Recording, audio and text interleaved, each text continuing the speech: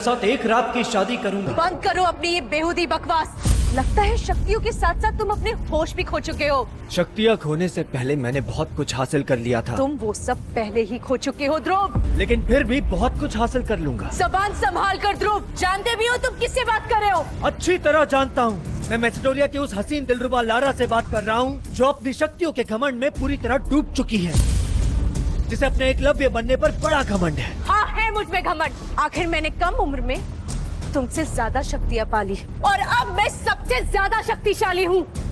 और तुम बुज़दिल के बुज़दिल ही निकले। लारा! यूं ध्रुव ने एक रात की शादी की बात करी लारा से। आप ये सब चंद मिनटों में फ्री में सुन सकते हैं। मैं तुमसे एक दिन की शादी करूंगा और शादी के दूसरे दिन जुबान ही। संभाल कर ध्रुव। तुम जानते नहीं हो कि तुम किससे बात कर रहे हो। मैं मैसेडोरिया के उस लारा से बात कर रहा हूँ, जो अपने शक्तियों के घमंड में पूरी तरह डूब चुकी है। हाँ है मुझ में घमंड ध्रुव। आखिर मैंने कम उम्र में तुमसे ज्यादा शक्तियाँ पाली और आज मैं यहाँ पे सबसे ज्यादा शक्तिशाली हूँ और तुम बुज़दिल के बुज़दिल ही निकले। आज शौर्य दल के होने वाले लीडर ध्रुव का भरी सभा में उसकी होने वाली बीवी लारा ने अपमान किया। ध्रुव के पिता अरेंद्र ने लारा से अपना रुख बदलने को कहा।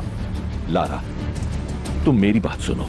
अगर तुम ऐसा करोगी तो सारे मैसेडोरिया के सामने हमारी इज्जत तो चली जाएगी। राजा अरेंद्र, तुम्हारे कमजोर बेटे की कमजोरी का कारण तुम भी हो और ये मत भूलो कि तुम्हारी वजह से ध्रुव की माँ के साथ क्या हुआ था। जैसे ही लारा ने ध्रुव की माँ का नाम भरी सभा में उछाला, गुस्से में आए ध्रुव ने अपने हाथों में अग्नि की ज्वाला को प्रकट कर लारा के ऊपर हमला किया।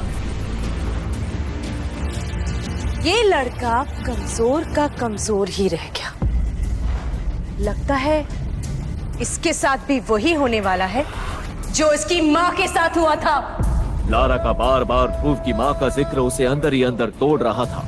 आखिर ऐसा क्या हुआ था ध्रुव की माँ के साथ? ध्रुव समझ चुका था कि लारा की एकलव्य रैंक की शक्तियों से अभी मुकाबला करना उचित नहीं होगा।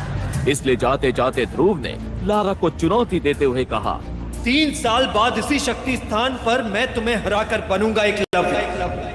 पर सबको पता था जो ध्रुव इतने साल में कुछ नहीं कर पाया, वो 3 साल में क्या ही करेगा। ध्रुव मैसेडोरिया की उस जगह जा पहुंचा जहां उसकी माँ की समाधि बनी हुई थी। माँ, कहाँ हैं आप? मुझे आपकी जरूरत है। अगर इतना ही कमजोर बनाना था तो मुझे पैदा ही क्यों किया? जन्म होते ही मुझे मार क्यों नहीं दिया? बोलो माँ, बोलो, जवाब दो माँ, जवाब दो। ध्रुव जैसे जैसे माँ को पुकारता गया, वैसे वैसे उसकी उंगली में पहनी अंगूठी ने अपना रंग बदलना शुरू कर दिया। वो अंगूठी ध्रुव के माँ की आखिरी निशानी थी। इतना ही नहीं, अब उस स्थान का माहौल बदलने लगा था। बिजलियों ने अपना रौद्र रूप धारण कर लिया था। कई कब्रों से हंसने की आवाजें आ रही थी, मानो वो ध्रुव को कमजोर कहकर पुकार रही हैं। ध्रुव की माँ की कब्र से धुआं निकलने लगा था। तभी एक आत्मा हवा में उड़ती हुई दिखी। वो आत्मा एक बूढ़े इंसान की थी। डरावनी आंखें, लंबे बाल, सफेद कफन जैसे कपड़े। ध्रुव सामने का नजारा देख पूरी तरह डर गया। देखो, मेरे करीब मत आना, वरना मैं तुम्हें मार दूंगा।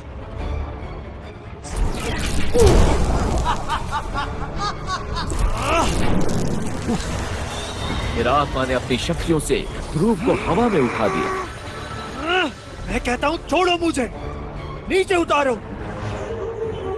तभी ध्रुव की नजर उस आत्मा के गले में लटके तावीज पर गई। तावीज?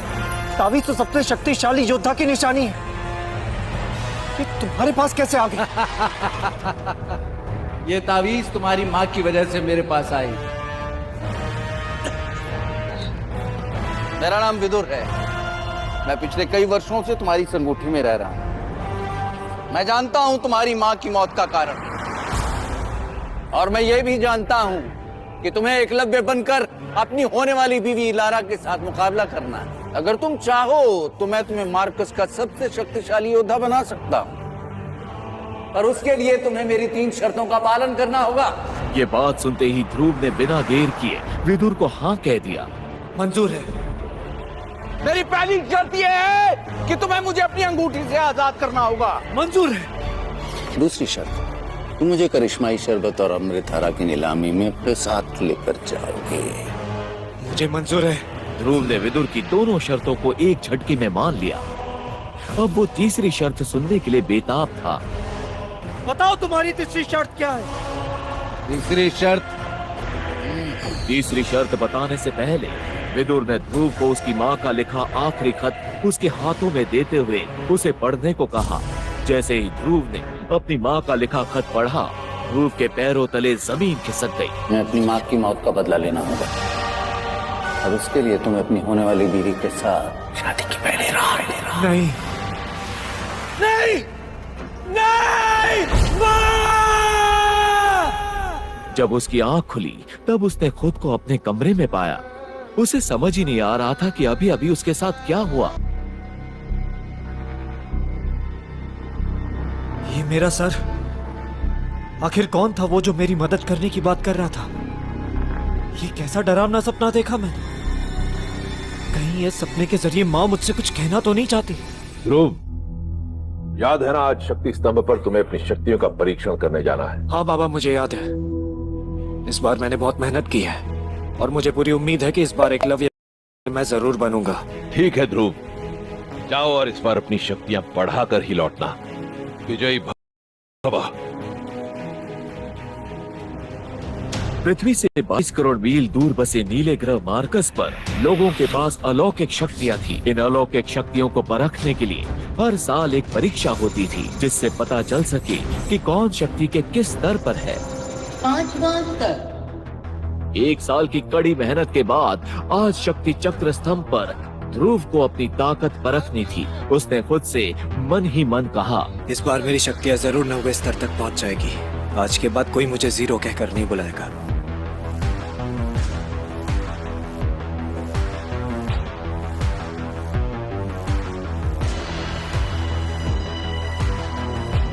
आज मेरे बाबा को मुझ पर जरूर गर्व होगा।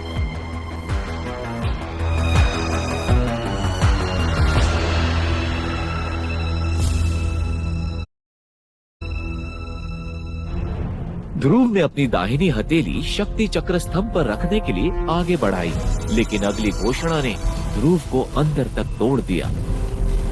तीसरा स्तर। जिस बात का डर था वही हुआ। बेहद निराशाजनक। ध्रुव का फिर से खराब प्रदर्शन। फिर वही तीसरा स्तर। ये नहीं हो सकता, मैंने इतनी मेहनत की थी। तीसरा स्तर। अरे बार बार हाथ रखने से जवाब बदल नहीं जाएगा। अरे तू एक कचरा है, जीरो है। तुझे तो अब अपनी शक्तियों का परीक्षण करना ही नहीं चाहिए। अरे इसने तो अपने बाप का नाम मिट्टी में मिलाने के लिए ही जन्म लिया है। अरे इसकी कमजोरी को देखते हुए इसकी मंगेतर लारा भी इसके साथ एक साथ दौड़ना चाहती है।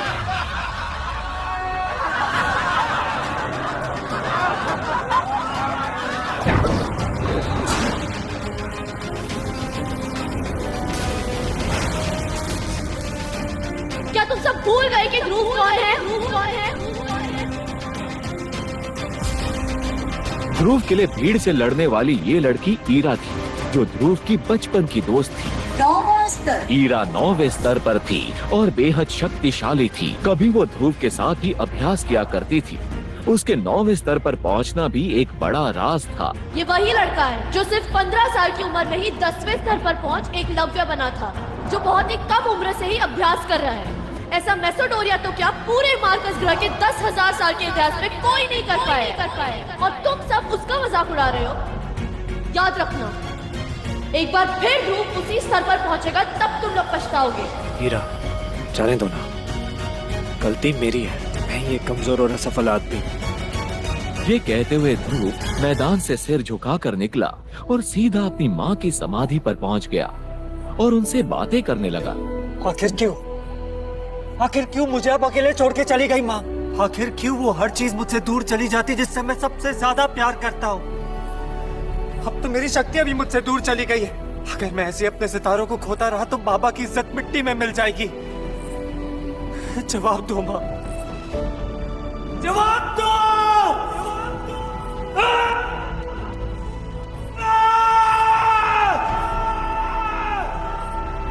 अब तो मुझे कोई चमत्कार या फिर कोई करिश्मा ही मेरी शक्तियां वापस दिला सकता है माँ।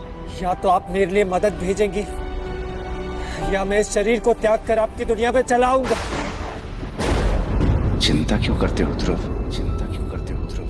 चिंता क्यों करते हो ध्रुव? मैं तो हमेशा से तुम्हारे साथ हूँ। तो हमेशा से तुम्हारे साथ, हमेशा से तुम्हारे साथ। कौन है वहाँ? कौन मुझसे बात कर रहा है? मुझे इधर उधर ढूंढना बंद करो ध्रुव, इधर ढूंढना बंद करो। मैं तो तुम्हारी अंगूठी में हूँ, मैं तो तुम्हारी अंगूठी में, मैं तो तुम्हारी अंगूठी में। इतना सुनते ही उसने अपने सीधे हाथ की एक उंगली में काले पत्थर से बनी उस अंगूठी की तरफ देखा। ये अंगूठी ध्रुव को उसकी माँ का दिया हुआ आखिरी तोहफा था। देखते ही देखते ध्रुव की अंगूठी में हलचल शुरू हो गई, लेकिन ध्रुव को अपने हाथों में अचानक से एक जोर का झटका लगा। उसकी अंगूठी में से एक सफेद रंग का धुआं साए के रूप में बाहर निकला।